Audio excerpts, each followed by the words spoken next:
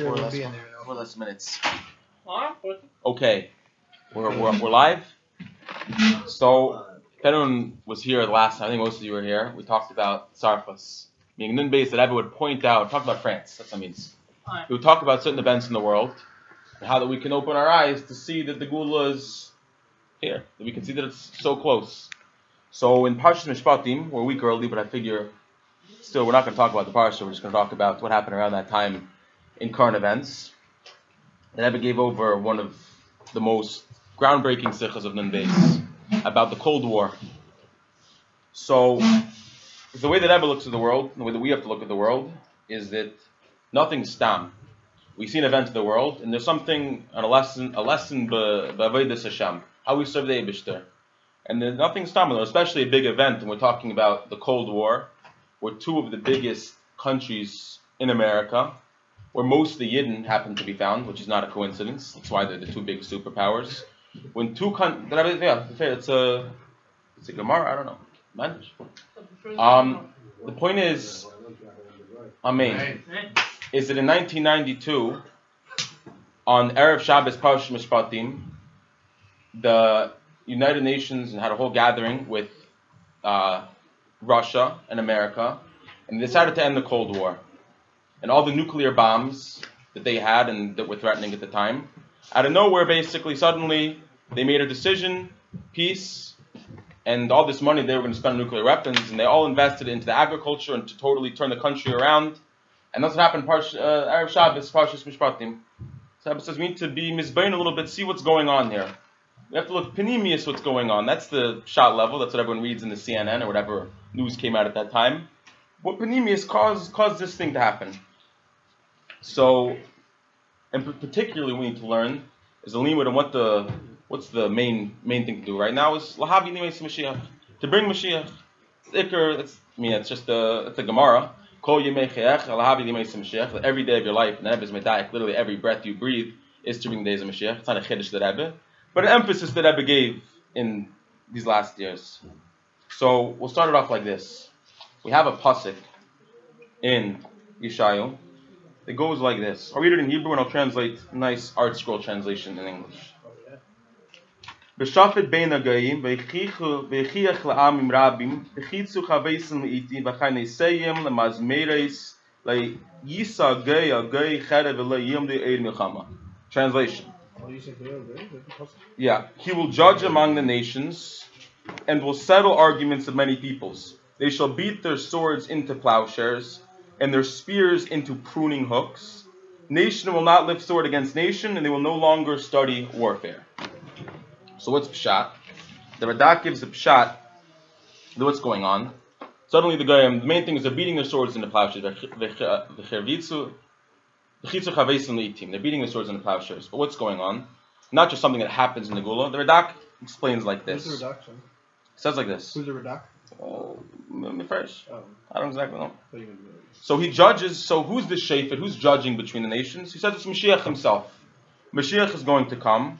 He's going to reprove the nations, and he's going to be this shafet, and he's basically going to make peace between the goyim. He's going to settle all the disputes that are happening in the world, and they'll come to a period where they don't need weapons anymore, and simply it'll beat them down figuratively, but there'll be peace in the world. And from then, everyone will gather together. The tachlis is that all the goyim will come with Yidden and will praise Hashem. Come to the base of Mikdash, and Sfas Acha, there'll be one language. We'll all praise Hashem together. Even the goyim, everything will come to this nice peace. So this is a promise that we have beferish in Navi in Yeshayahu. And Rebbe says, let's relate this to what's going on right now. Rebbe says, since we're here Erev Shabbos Parshas Mishpatim, we see quite literally the same thing happening. We see Russia, which has nuclear weapons. They have clean neshek, they have dangerous weapons. And what do they decide to do? Is they get together and they figure out, let's end this. We're going to make programs for our economy. We're going to take all the money we would have spent making nuclear bombs, and now we're going to plow the land, use it towards agriculture. Just like the pasuk, they're going to plow their swords into plowshares and sow the land with it.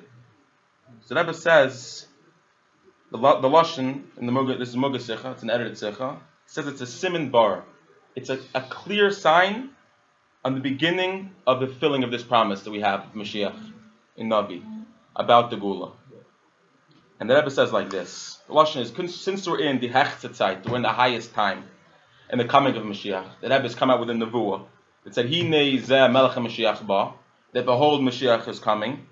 It makes sense, and now we're seeing, but we're actually seeing, we're seeing the Shafet. We're seeing Mashiach bring the situation together. With Eibishter is chosen, because the Goyim don't have free will, the Eibishter is chosen that now these nations, the Russia and United States, are going to get together, make this decision, and make peace. And in the Lashon of the Rebbe, it's a radical Lashon, but I'm just reading from the Sikha. He says that this is Aschalas Pulase Shamelech HaMashiach Al Amim, which means in English, the Mashiach is starting to do things in the world. That the actions are the things that were promised from of Mashiach, not that it's coming soon, but that we actually see the beginning of Mashiach doing things in the world. Reading the Sikha. We're going to talk more about what this means afterwards if there's a little bit of time. But, so the Rebbe says, now that I've made that statement, let's understand why. Let's go into the panimis of this event. But the Pashas, we're seeing that Mashiach has started to do things. So the Rebbe first says like this: you have to look into the place and the time where this is going down. Let's go into a deep Peshat, what's happening right now. So first we look at the Makim. Where is this all happening? So what happened? They met in the United Nations. Russia and America came together to talk about peace. And where does it all go down? It goes in New York City. And what happens to be New York City? If you were here last year, I gave a place where 770 is, a place where Beis Rabbeinu Shebababel is, the place where Nasi Dereinu is located. And that's not just Stam that Rebbe says, right? We're going to Panimis again here. So what's really going on? What is Beis Rabbeinu? Little recap that Rebbe gives. It's a place of Torah, Tefillah, a place where the Frierdiker Rebbe established that from there there'll be light that goes out into the entire world. That he sends Shluchim out to the furthest corner to spread out the Afatz Samayanis, to spread out the well springs, to spread out Torah, Chassidus, until Bias Mashiach, until Mashiach comes. That's the point of Beis Rabbeinu. And the Rebbe explains that why Dafka America, the Frierdiker Rebbe chose America, because we call America the Chetzi Kadar Tachtin, we call it the lower hemisphere. Basically, that explains that Matan Torah never happened in America. So Frierdiker Rebbe came here to give this a taste of Matan Torah, so they could have a Matan Torah in America. And not just that, but that America itself, now it's getting its first Matan Torah, it becomes a center. That from 770, the Shluchim were sent out, and even to places in the Middle East where they were in the range of Matan Torah, that there you have a Fatz Samayanis. There you spread out Yiddishkeit. And not just that you're spreading out Yiddishkeit, but the Rebbe says the actual Iker is that you spread out Sheva Mitzvahs B'nai Neach. And you spread out that Goyim shouldn't kill each other. The Rebbe says the Iker. That you should spread out in a way that Goyim will make peace. And until the point where there'll be total peace, until we bring Bias Mashiach. So, the Rebbe says you can see this clearly. That Russia used to be a horrible place. A place where they hated Yiddishkeit. It was brutal. There were all kind of pogroms, chulu. We don't need to get into it. And what happened is that the Frierdiker Rebbe still sent Shluchim. The Shluchim were successful. They spread out Yiddishkeit. And they spread out Torah. And as this kept going on, eventually they were about to the Gezeres. It was no longer such harsh decrees against Jews. That then a new government came into power, and one that promised peace, and announced that there will be peace. And before they were against Eibishter, now they're for the Eibishter. They believe in God. Coming all from the Frierdiker Rebbe sending Shluchim from Beis Rabbeinu, the Koyach of Nasi Adar. So until you see the hemshich of this, now we get ourselves to 1992. We see the Cold War coming to an end. Rebbe says this is a hemshech, and then we see now we have this meeting of the leader of Russia. He's coming to America, and he's deciding that now we're going to make this resolution: no more nuclear weapons. Cold War is over. And so what's panemius going on here? Is that what this meeting is going on here specifically in the city of the leader of our generation, of the Rebbe, and that's why they really gathered here. The Rebbe says even though B'Pashtus, why did they gather here? It's because the president lives in D.C. and they want to pick a neutral spot, so they come to New York. But the Rebbe says, okay, you could look at it that way, or you could look at it like this is directly related. This is panemius. This is the other reason is because that's what Nasi Adar is, and here they come to make this decision. And because we spread out Yiddishkeit so much, there's been such a refinement in the world, that now they're deciding to make this decision. That because Shluchim have done their job and Goyim are starting to act right, we have the Shleimus of Avodah, and we've made the world a Roiv Mukhsha. We've made it a fitting place that now there can be peace in the world. And this is all coming through, the Rebbe says, the Moshiach of our generation, the Rebbe. And he's the Shafet, he's this judge that's now bringing peace amongst the Goyim, and now we're starting to enter in this period of Geula. So, interesting little ha'ara that Rebbe brings is, why is it the United Nations actually formed in New York? This is the meeting they had happening in the United Nations. The why Papashtus is the United Nations in New York City. If you actually look at the timeline, the exact time the Frierdiker Rebbe came to America, and about Tafshin, a little bit after, the United Nations started to form 2 years after that, and started to get bigger and come to this idea of peace. And in Tafshin Yud Aleph, when the Rebbe took on the CS, they built a new building. New building with a new statement, even further towards Achdus and Shalom in the world. And to the point, when the Rebbe says that its whole goal of making peace in the world is directly related, the more that we do a Fatz Samayan, so when we spread out Yiddishkeit, the more that the Rebbe sends out Shluchim, United Nations, that's why the United Nations has the Kayach, has the ability to make peace in the world. It's Givaldik. Okay, we don't have much time. I want to actually talk about this in the Veda, but simply the Rebbe gives quickly, it says, and also you look at the time, the Rebbe says it was Erev Shabbos, we're having a resting from such war in the world. The Rebbe says it was Chaf Vav, Gematria Havaya. The Rebbe says the main thing about the time that it happened to be in the month of Shvat. So all the month of Shvat is Yud Shvat. Not just Yud Shvat, but the Rebbe says the Hemshech and the Chiddush of our door, a continuation, and the Chiddush of the Frierdiker Rebbe's Nesiyas that we see in the Rebbe that happened in Yud Aleph. And the fact that it's happening in the month of Shvat, and that it's happening in this specific time, that's why we're getting, this prophecy is coming true. Because of the leader of our generation, the Moshiach of our generation. That's the Kitzur. Then the Rebbe talks about, you have to learn the Sikha, because it's a Gevaldik Sikha, just learning about Mishpatim. We get to the end, just another important point. The Rebbe says, it's not just that we've made such a beer in the world and Nasi Ador is accomplishing things, but we've had an arousal down here that's led this.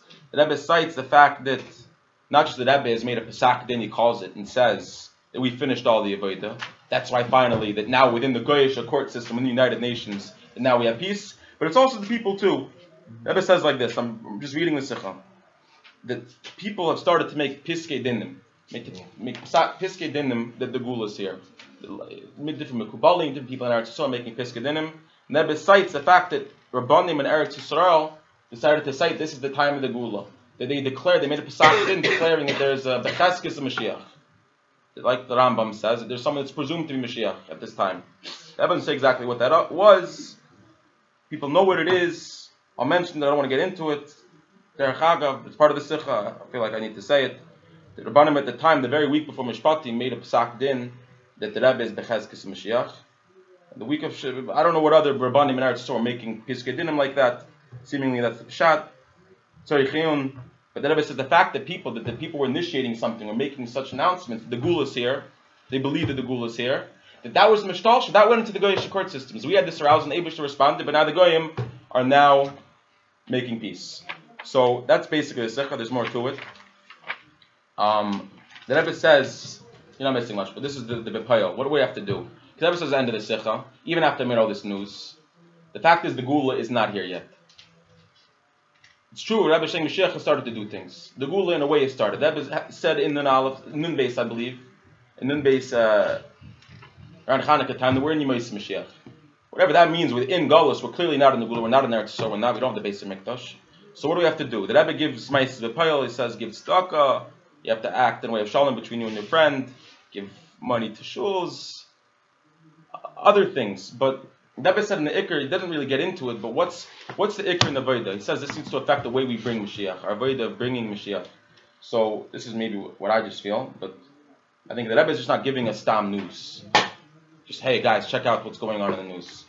The Rebbe is trying to tell us how is it that we can live how the Rebbe demands from us, to live with an excitement about Mashiach, to really believe that he's coming every second. It's always intangible.